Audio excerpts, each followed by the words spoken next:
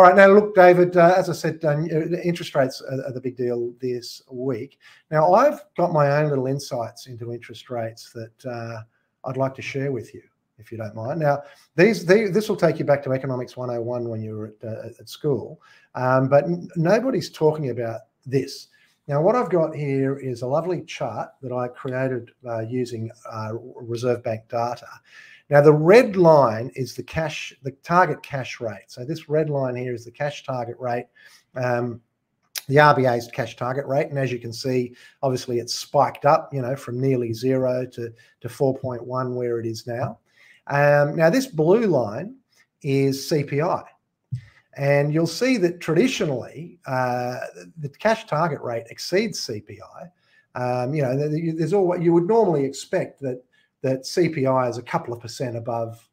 Sorry, that the interest rates are a couple of percent above CPI. Because if I lend you $100 today, in 12 months' time, it's, you know, if inflation's 7%, in 12 months' time, I need at least $107 so that the money I lent you hasn't lost any spending power. Or at the moment, on those rates, money is losing spending power. Now, economists talk about real interest, and real interest is the interest rate adjusted for CPI, which just means taking the nominal interest rate, that cash headline rate, 4.1% at the moment that you hear about, and deducting CPI. And you can see at the moment, and for some time now, interest rates have been negative.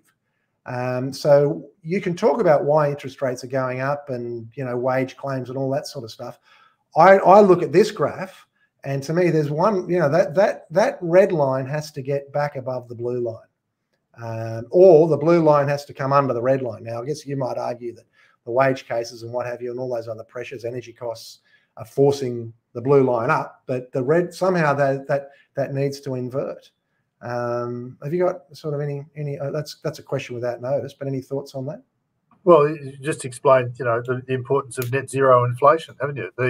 And this is what the Reserve Bank's always trying to do. They're looking at the CPI. Well, they're looking at a proposed or a forecast CPI rate and trying to set interest rates according to that, so that your cost of money actually is net zero. So, but you've got to your point about $107 from, you know, 12 months from now, you've got to have a margin over that, and so interest would normally be higher than CPI.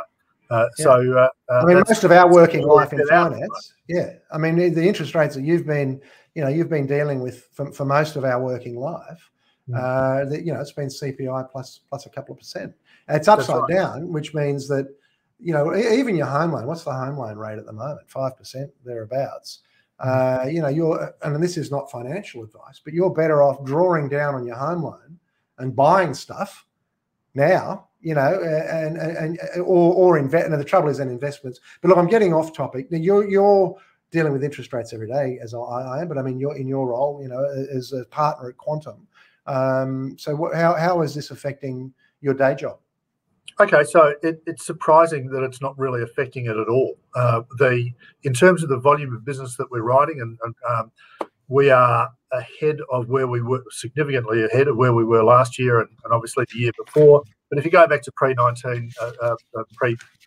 levels, back to 2019, 2018, we're significantly ahead of that as well. So now part of that is the cost of goods has gone up, and so we're funding, you know, each asset that we fund is more expensive than it was a few years ago.